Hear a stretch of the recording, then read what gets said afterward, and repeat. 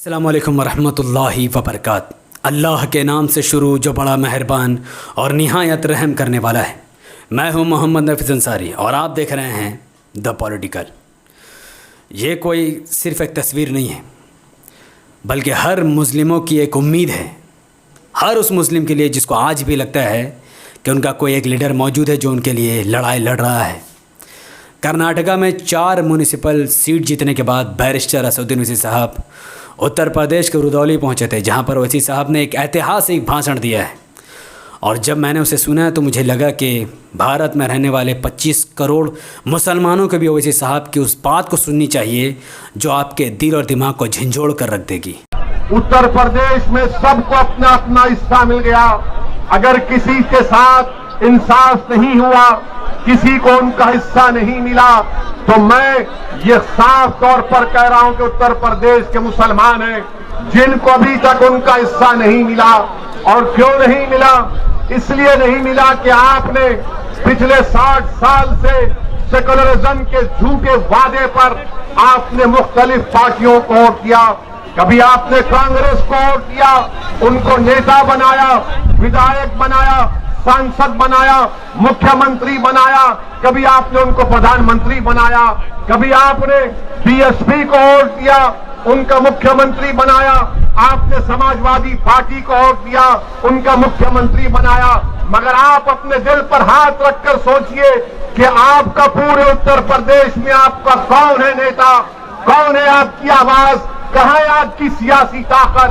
आज उत्तर प्रदेश में आपके वोट की अहमियत नहीं है, आपके आंसुओं की अहमियत नहीं है, आपके मसाइल की अहमियत नहीं है। मैं ये कहने पर मजबूर हूं कि उत्तर प्रदेश में अगर सबसे कम पढ़े लिखे अगर कोई है तो मुसलमान है।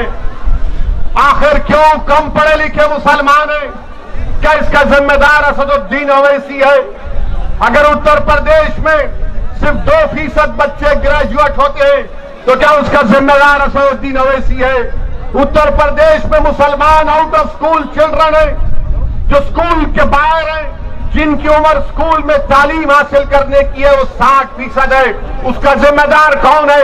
उसका जिम्मेदार असदुद्दीन ओवैसी है।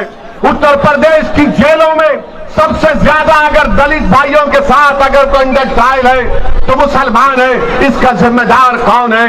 इसका जिम्मेदार किसी हद तक हमको भी अपने गिरबान में झांक कर देखना है। मैं आपको पैगाम देने आया हूं मेरे अजीज दोस्तों और बुजुर्गों, यकीनन फिरका परस्ती को हराना है, फिरका परस्ती को हराना है। मगर फिरका परस्ती को हराने का मतलब यह नहीं है कि आप खुद हार जाएंगे। फिरका परस्ती को हराने का मतलब यह कि आप जीतेंगे, तभी जाकर बीजेपी को शिकस्त होगी। अगर रुदौली से मंजलिस का उम्मीदवार एमएलए विधायक बनेगा तो यकीनन बीजेपी को यहां पर हम शिकस्त दे पाएंगे। मेरे अजीज दोस्तों और बुजुर्गों, रुदौली में मैं यहां पर खड़े होकर दिल की अमीर गहराइयों से, हमारे इश्तियाक अहमद साहब एक एमएलए हुआ करते थे, भट्टी समाज से उनका ताल्लुक था, मैं उनको खराजी अकीदत पेश करता हूं। आप बताइए, कोई नाम नहीं लेता इश्तियाक साहब का, और फिर मंजलिस पर इल्जाम लगाया जाता है कि मंजलिस इत्तेहादुल मुस्लिमीन वोट काटने के लिए आती है। मेरे अजीज दोस्तों और बुजुर्गों, मंजलिस किसी को काटने को नहीं आती, मंजलिस जोड़ने को आती है। और मंजलिस ये काम करके रहेगी इंशाअल्लाह ताला। मेरे अजीज दोस्तों और बुजुर्गों, अभी हमको यहां के जिम्मेदारों ने बताया कि जो ओवरब्रिज है रुदौली का,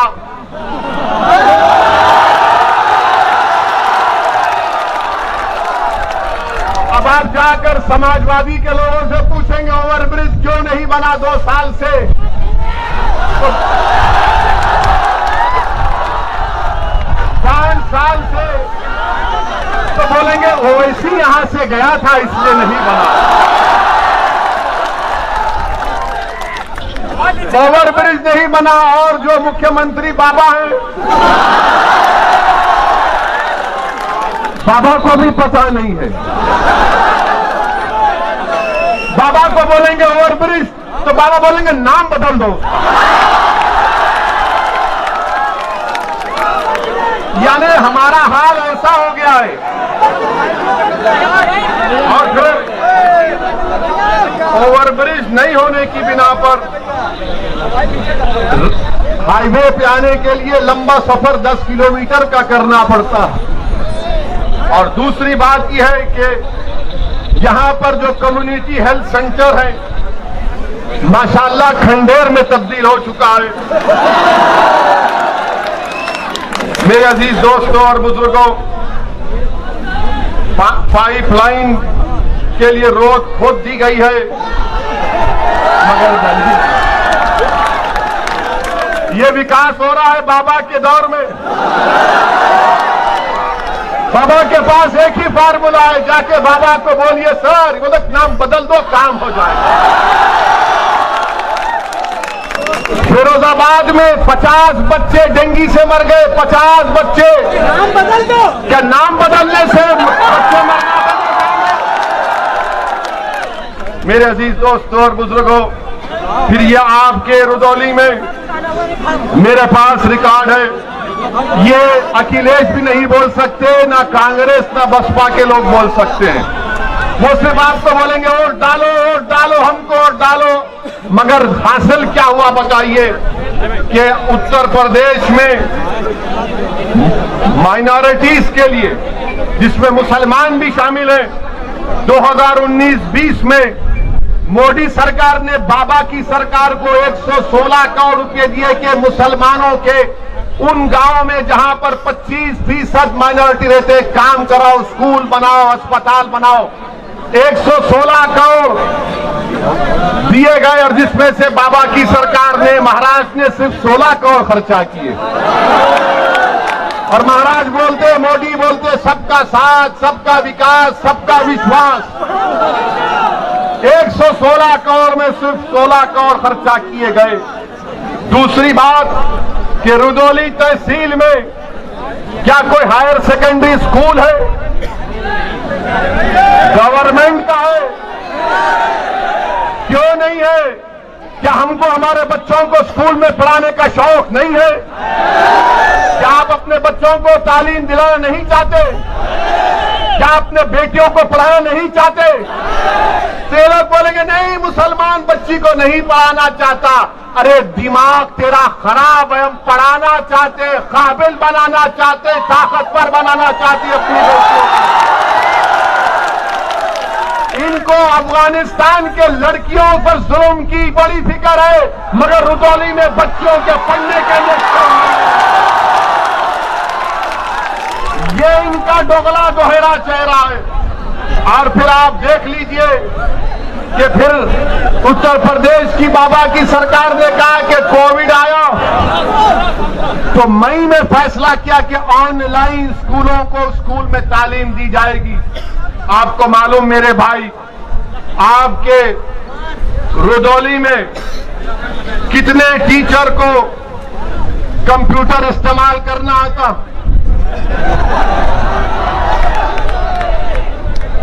कितनों को आता है?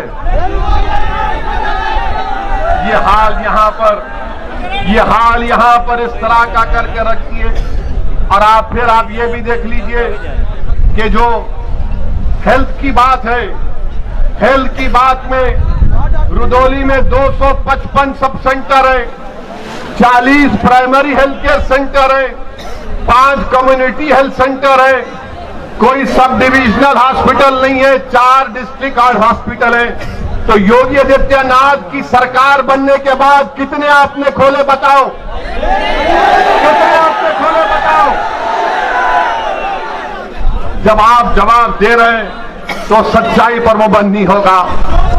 आपको मालूम कि रुदौली में यह जिला अयोध्या का है, यहां पर कितने बच्चे 5 साल की कम उम्र के, जब 5 साल के होते हैं तो स्टंटेड कितने होते हैं, कमजोर कितने होते हैं? 50%।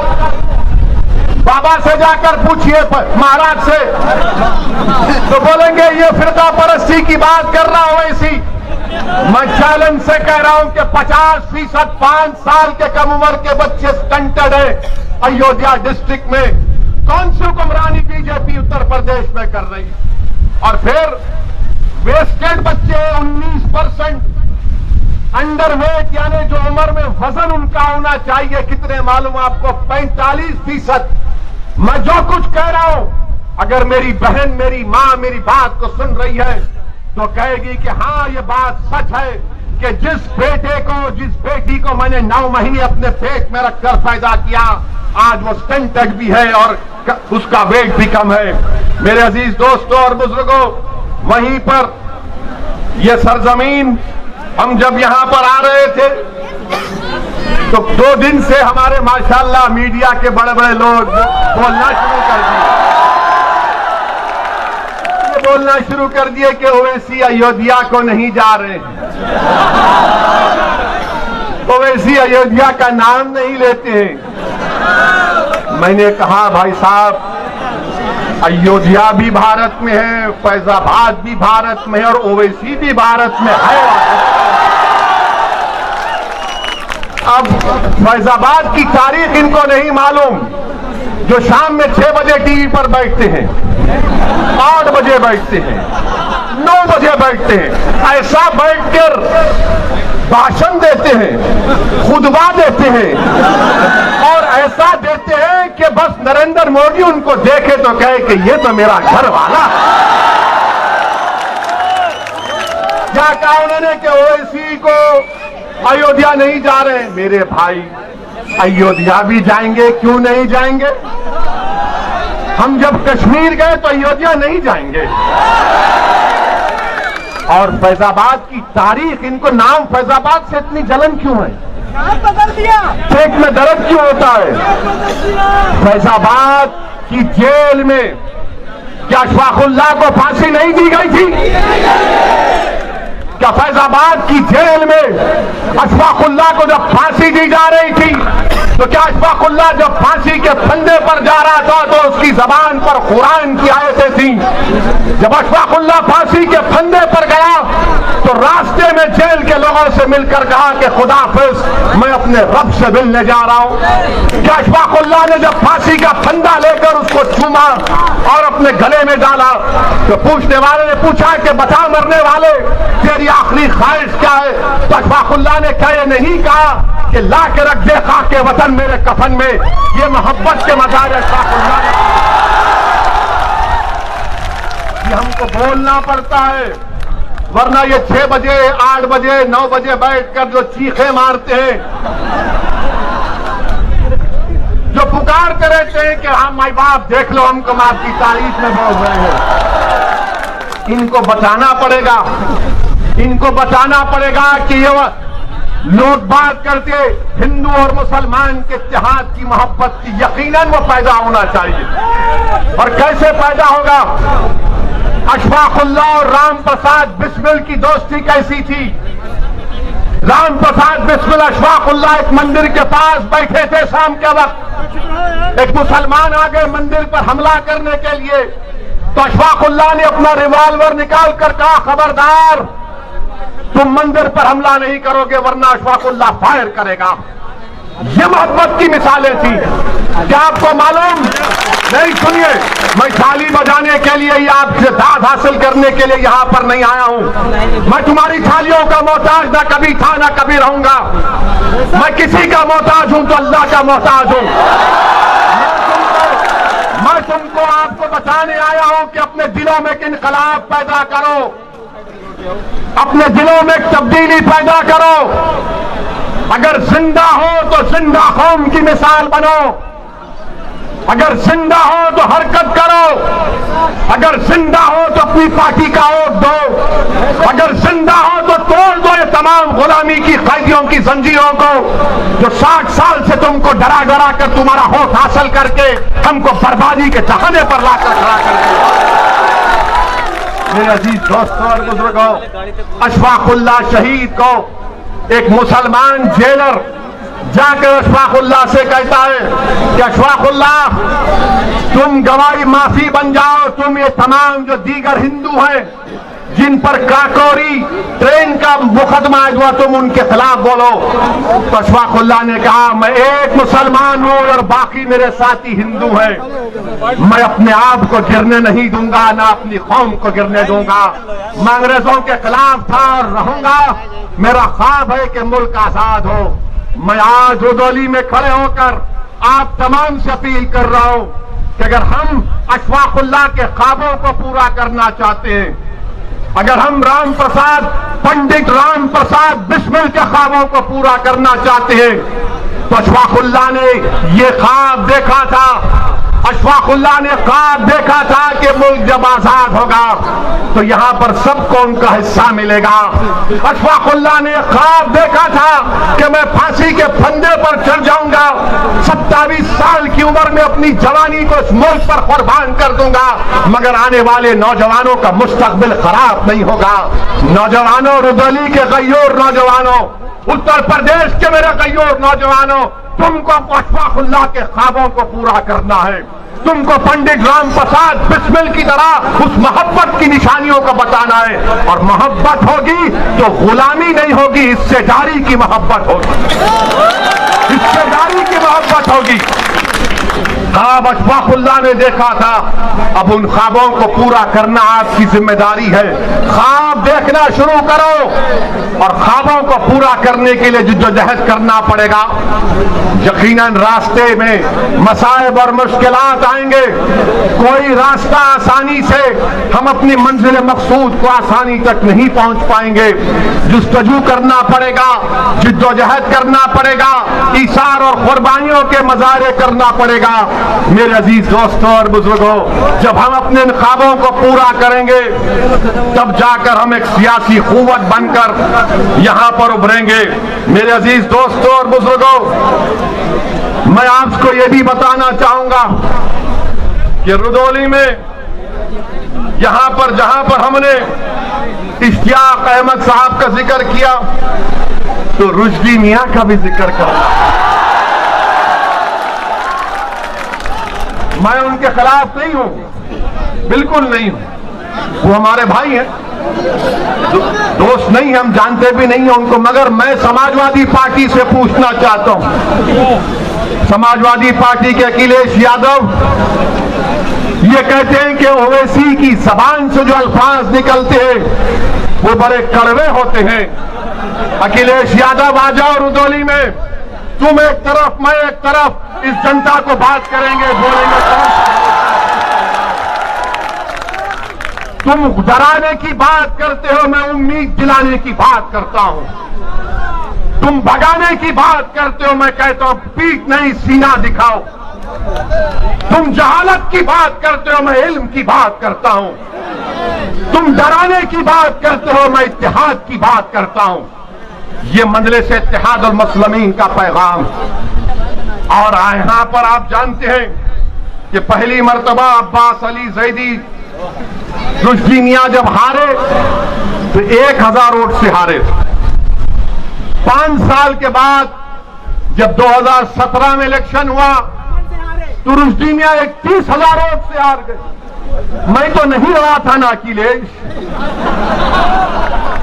तो यादव ने, रुदौली के हमारे यादव भाइयों ने फैसला किया कि समाजवादी तो यादवों की पार्टी है, अखिलेश यादवों का हमारा नेता है, मगर रुदौली से यादव नहीं है, रुश्दी मियां है, इसलिए हम बीजेपी के यादव को वोट देंगे। ये हकीकत है ना, ये सच कह रहा हूं ना मैं? क्या मैं सच कह रहा हूं? क्या मैं झूठ कह रहा हूं? तो फिर आप 22 के चुनाव में क्या करेंगे? फिर आप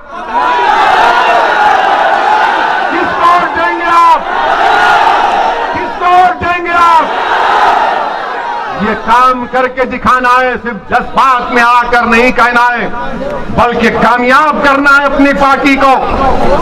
जिस तरह बिहार में हमारे 5 विधायक कामयाब हुए और बिहार में कामयाबी के बाद बिहार की विधानसभा में अख्तर ईमान की क़यादत में मजलूमों की आवाज बनकर, कमजोरों की आवाज बनकर, यतीमों के इंसाफ के लिए मजलिस बिहार के विधानसभा में आवाज उठा रही है। जब यादव एक हो चुका है, बीजेपी के कैंडिडेट को हराने के लिए रुश्दी मियां को हरा दिए। मेरे अजीज दोस्तों और बुजुर्गों, मेरी आपसे गुजारिश है कि मुत्तहिद रहिए, अपने वोट का सही इस्तेमाल करिए, डरने और घबराने की जरूरत नहीं है। ये समाजवादी पार्टी हो, बीएसपी हो या फिर कांग्रेस हो या बीजेपी हो, इनको एक ही बात की तकलीफ है कि पूरे भारत में मुसलमानों की कोई पॉलिटिकल लीडरशिप ना बने। मैं यहां पर अपनी शोहरत के लिए नहीं आया हूं, अल्लाह जानता है। मैं आपको नेता बनाने के लिए आया हूं कि आपकी सफों से कोई कायद उठ जाए, जो 1 साल 2 साल नहीं बल्कि रही थी दुनिया तक तुम्हारी आवाज बने। और उस वक्त होगा मेरे अजीज दोस्तों और बुजुर्गों, जब आप अपनी पार्टी को कामयाब करेंगे, अपनी दुआओं से, अपने वोट से और पार्टी के पाबंद डिसिप्लिन सिपाही बनकर आप मंजलिस के हक में अपने वोट का इस्तेमाल करिए। डरने और घबराने की जरूरत नहीं है। मुझ पर इल्जाम लगते हैं, मुझे कोई फिक्र नहीं, बहुत से इल्जाम लगते हैं मुझ पर, मगर याद रखो जब तक अल्लाह असदुद्दीन ओवैसी को जिंदा रखेगा, इंशाअल्लाह ताला असदुद्दीन ओवैसी सच को और हक को बयान करता रहेगा। अल्लाह जब तक मेरे जिस्म में आखिरी सांस को रखेगा, मैं आपके हक के लिए लड़ता रहूंगा। मुझे नहीं मालूम कि मेरी जिंदगी का चिराग कब गोल हो जाए, मगर रुदौली के नौजवानों, उत्तर प्रदेश के गैयोर नौजवानों, उत्तर प्रदेश के मेरी इज्जतदार मां और बहनों, कौम और मिल्लत के जिम्मेदारों, मैं तुमसे भीख मांगने आया हूं, मुत्तहिद हो जाओ। आज तुमको मुत्तहिद होना है। ये फैजाबाद अयोध्या है। अगर कोई मुझसे सवाल करता है तो याद रखो, इसी अयोध्या में 6 दिसंबर को हमने भी देखा, सारी दुनिया ने भी देखा क्या हुआ। आज उसका जिक्र करने से डरते हैं सेकुलर पार्टी के लोग, जिक्र करने से डरते हैं, डरा डरा कर वोट हासिल करते हैं। अरे याद रखो, वो कौम जो नवासा रसूल को जन्नत का शहजादा मानती है, क्या वो कौम डरेगी इन लोगों से? क्या तुम डरोगे इन लोगों से? इंसान से नहीं डरना, सिर्फ रब्बे कायनात से डरने का हुक्म सिखाया गया। सिर्फ रब्बे कायनात से डरना है, किसी से भी नहीं, ओवैसी से भी नहीं। हाँ, अगर ओवैसी की जबान से अगर सच निकल रहा है तो उस पर गौर करो, उस पर गौर करो। अगर गलत है तो कोई बात नहीं, अगर सच है तो उसको कबूल करो। मेरे दिल में नहीं है, मेरी ताकत, मुझे अल्लाह ने इतनी ताकत नहीं दी है कि मैं तुम्हारे दिलों को मोड़ सकूं। दिलों को मोड़ने वाला तो रब्बे कायनात है। मेरे अजीज दोस्तों और बुजुर्गों, हिम्मत और हौसले को बुलंद रखिए। इलेक्शन जैसा करीब आएगा। आज अभी हम प्रेस कॉन्फ्रेंस लिए, अतीक अहमद साहब जो 5 बार के विधायक हैं, 1 बार के सांसद हैं, वो आज मजलिस इत्तेहादुल मुस्लिमीन में शामिल हुए हैं। तो हमने उनका खैर मुकद्दम किया, वेलकम किया, और मीडिया के हमारे लोग आए थे लैला को सुनने के लिए। तो हम उनके सवाल करने से पहले उनको बता दिया कि भाई साहब आप सवाल मत करिए, आपके दिल में जो जवाब है वो हम आपको बता ही देते हैं। हमने उनसे कहा कि बीजेपी उत्तर प्रदेश के जो एमएलए हैं, 37% बीजेपी के एमएलए के ऊपर क्रिमिनल केसेस हैं। 37%। हमने कहा 116 एमपी बीजेपी के उन पर भी केस है। और फिर हमने उनको ये भी बता दिया, ये शुरू हो जाते, देखो बाहुबली को ला लिए, फुला को ला लिए। देखिए, बल्कि जिस किसी का नाम अतीक होगा, शहाब होगा, मुख्तार होगा, वो गैंगस्टर होगा, बाहुबली होगा। और जिसका नाम प्रज्ञा, अजय, कुलदीप, संगीत, सुरेश, कपिल होगा, वो क्या होगा? लोकप्रिय नेता होगा। यानी अतीक का ताल्लुक एक कमजोर समाज से है, अगर अतीक का ताल्लुक एक ताकतवर समाज से होता और अगर अतीक अहमद मुजफ्फरनगर के कांड से पहले तकरीर करते या गोरखपुर में वो तकरीर करते तो हो सकता कि महाराज उन पर केस विड्रॉ कर लेते, क्योंकि उत्तर प्रदेश के मुख्यमंत्री ने अपने आप पे से केस विड्रॉ कर लिया और बीजेपी के 70 से ज्यादा मुकदमे वापिस ले लिए मुजफ्फरनगर के कांड। तो मेरे अजीज दोस्तों और बुजुर्गों, ये तमाम इनके कारनामे हैं। मेरी आपसे गुजारिश है कि आपको डराया जाएगा बीजेपी से, मोदी से, योगी से। हम तो आए हैं उत्तर प्रदेश से बीजेपी को हराने के लिए इंशाअल्लाह ताला। मजलिस का मकसद ये है कि बीजेपी की सरकार ना बने, उत्तर प्रदेश से योगी दोबारा मुख्यमंत्री ना बने। क्यों ना बने? क्योंकि योगी आदित्यनाथ की सरकार ने गंगा में लाशें बह रही थी, ऑक्सीजन नहीं था, दवाएं नहीं थी, जलाने के लिए लकड़ी नहीं थी, दफनाने के लिए जमीन नहीं थी। और अगर किसी गरीब ने इन तमाम की नहीं होने की बिना पर नदी के किनारे जमीन पर दफना दिया तो दुनिया ने देखा कि कुत्तों ने किसी के बाप और भाई और बहन की लाशों को नोच नोच कर खाया। ये हुआ है, इसीलिए बीजेपी की मुखालिफत करना है। मंजलिस के हक में अपने वोट का इस्तेमाल करिए, मंजलिस को कामयाब करिए, ये सेकुलरिज्म की कामयाबी होगी। पार्लियामेंट में आपने देख लिया, कोई आकर ये कहेगा इस सेकुलर पार्टी का, अरे ओवैसी के तो 2 MP हैं, क्या फाड़ लेगा। अरे भारत की पार्लियामेंट देखती है कि असदुद्दीन ओवैसी के साथ इम्तियाज चली जाए, दूसरी तरफ मोदी के 300 है, मगर जब एक तुम्हारा भाई टोपी और दाढ़ी के साथ खड़ा हो जाता है तो 300 में दर्द शुरू हो जाता है। और हम किसी मजहब के खिलाफ नहीं बोले, आज तक ना बोलेंगे इंशाअल्लाह ताला। मैं तो मिसाल दिया कि अशफाकुल्लाह की और बिस्मिल की मिसाल आपको दिया, मगर याद रखो ये लोग क्या बोलते कि मिल जाओ, मिल लेंगे, दिल मिले हुए हैं मगर हिस्सेदारी चाहिए। 19% यादव हैं, 19% मुसलमान हैं, 9 या 10% यादव हैं, मगर मुख्यमंत्री आपका ही बनेगा और हमको चपरासी की भी नौकरी नहीं मिलेगी, हमारे बच्चों को स्कूल नहीं मिलेगा, वो ओवरब्रिज नहीं बनेगा, कुछ नहीं बनेगा। आप एक बार अच्छा फैसला करके आने वाले विधानसभा के चुनाव में आप अपना एक अकॉर्ड पतंग के निशान पर बटन दबाइए, अपनी पार्टी को कामयाब करिए। और लोग हमसे पूछते आप मिलते क्यों नहीं समाजवादी पार्टी से? हम उनसे कहते हैं जाके पूछ वकील से, बात करने तैयार है, बात करेंगे। बोले बीएसपी से बात करो, हम बोले पूछो, तैयार है, बात करेंगे। मगर अगर आप ये समझेंगे कि आपकी पार्टी में जो नाम निहाद मुसलमान है उनकी तरह तुम मुझसे बर्ताव करोगे तो भूल जाओ। मैं मरना पसंद करूंगा मगर अपनी इज्जत का सौदा नहीं कर सकता। बराबरी से बात होगी, हिस्सेदारी की बात हो रही है।